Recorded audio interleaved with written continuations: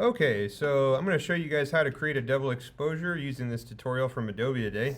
I've got my bison photo already dragged into Photoshop. Next step I need to do is drag this snow photo on top of that. Once we get the snow photo dropped in, we're going to change the mode here to screen so that we can kind of see that snow poking through the buffalo. From there, we're going to want to bring back some missing details in the outline of this buffalo, so we're going to go in and add a mask to that. So if I click on that layer mask, right, it adds this white mask over the entirety of the snow photo. To reveal pieces of the buffalo, we're going to need to paint back in those details using a black paintbrush. I've got my paintbrush set to something pretty soft here so that it fades off nicely.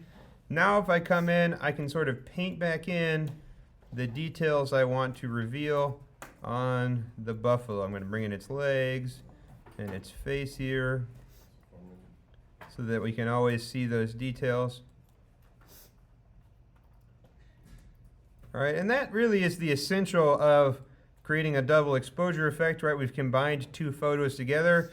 One thing we can then do to sort of unify these two images together more, we're going to add a color gradient on top of the whole image so that it all looks like it has the same color palette. So if we go into Layer, New Fill Layer, Gradient, we can just say OK. We can even change the mode to what we want it to be in the future. We can change this mode here to be Overlay. We're going to say OK.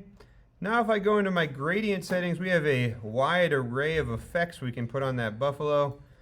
This is really up to your personal preference, what you think looks good. I mean, I don't know. Maybe today I'll do some sort of intense red and purple one. That's kind of extreme.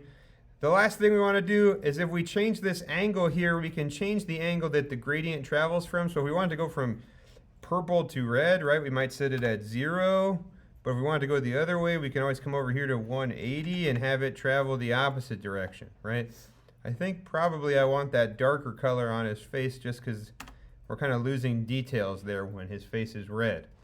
From there we say OK, and the double exposure with the gradient effect technique is done in just 5 simple steps.